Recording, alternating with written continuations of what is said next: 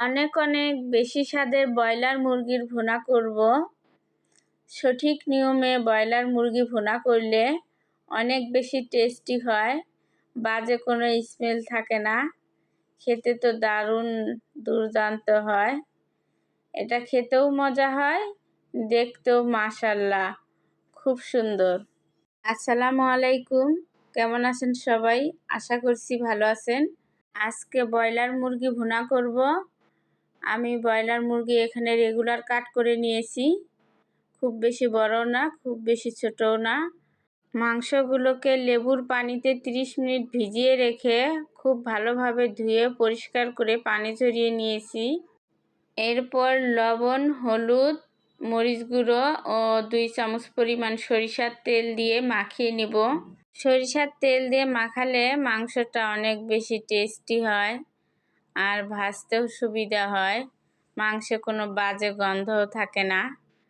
খুব ভালোভাবে মাখিয়ে নেব যাতে সবগুলো মাংসের গায়ে মশলাগুলো লেগে যায়। তো মাখানোর পর মাংসগুলোকে আমি 20 মিনিট ঢাকা দিয়ে রেখেছিলাম রেস্টে। এরপর এই তো রান্নার জন্য কড়াইতে তেল দিয়ে দিলাম, সরিষার তেল। তো মাংসগুলোকে এক এক করে দিয়ে দিব ভাজার জন্য। তো সবগুলো দেওয়া হয়ে গেছে, উল্টে পাল্টে ভেজে নিব।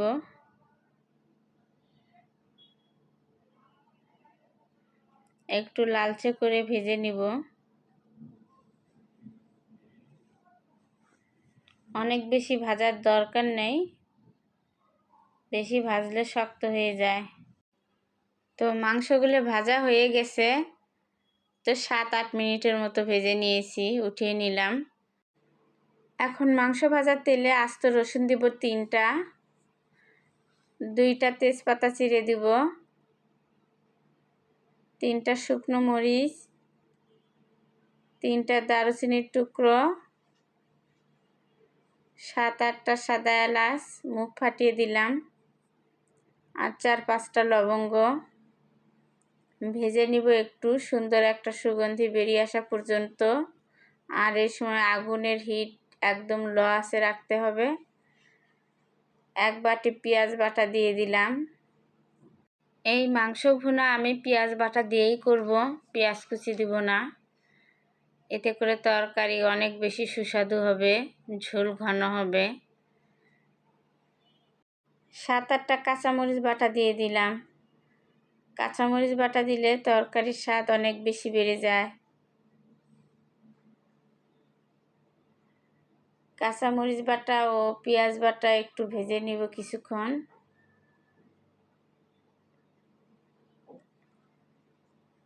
ভাজা হয়ে গেলে দিয়ে দিব রসুন বাটা 1.5 চামচ,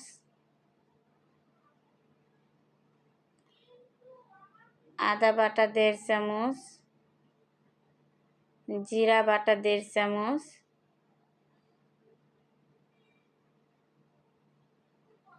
সবগুলো মশলা খুব ভালোভাবে ভুনে নিব। একটু সময় নিয়ে ভুনে নিব। উপরে তেল ভেসে ওঠা পর্যন্ত ভুনা করে নিব। তো ভুনা করা হয়ে গেছে, এখন শুকনো মশলার গুঁড়োগুলো দিয়ে দিব। হলুদ গুঁড়ো 1 চামচ, ধনিয়ার গুঁড়ো 1 চামচ,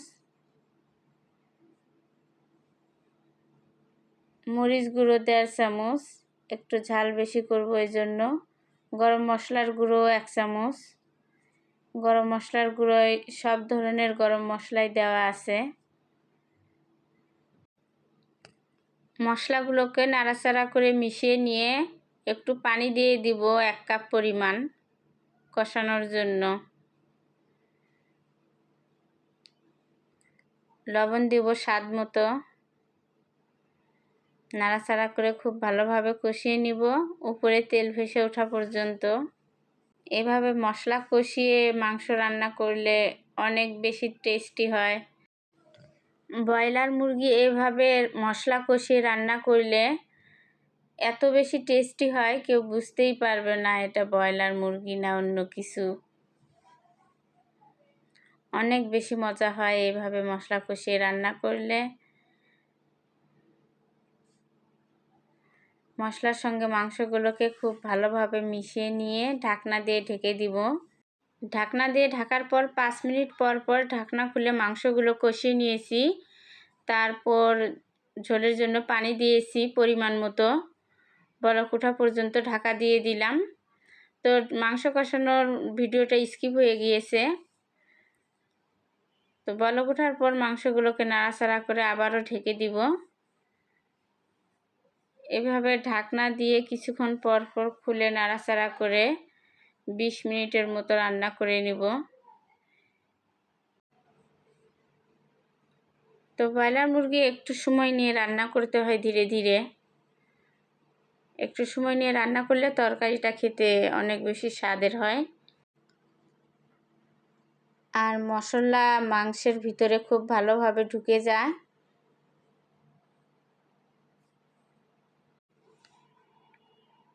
রান্নার শেষের দিকে 7-8টা কাঁচামরিচ দিয়ে ঢেকে দিব। এই সময় চুলার হিট একদম লো করে রাখবো। কাঁচামরিচের একটা ফ্লেভার আছে, অনেক বেশি স্বাদ হয় তরকারি, খুব সুন্দর সুগন্ধি বের হয়। 5 মিনিট ঢাকা দিয়ে রাখার পর আবারও ঢাকনা খুলে দিব। একটু নাড়াচাড়া করে নিব।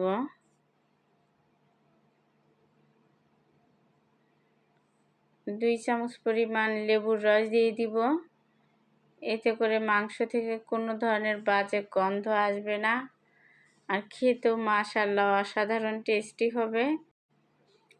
লেবুর রস দেওয়ার পর 1 মুঠ পরিমাণ পেঁয়াজের বেরেস্তা দিয়ে দিলাম, আরও বেশি টেস্টি হবে। এইভাবে যদি রান্না কেউ না করে থাকেন একবার করে দেখবেন, অনেক অনেক মজার হয়, টেস্টি হয়। দেখতে কতটা সুন্দর হয়েছে দেখেন, দেখতেও যেমন সুন্দর, খেতে তার থেকে আরও অনেক বেশি টেস্টি, অনেক বেশি কালারফুল হয়েছে। মাশাআল্লাহ বাসার সবাই অনেক বেশি মজা করে খেয়েছে।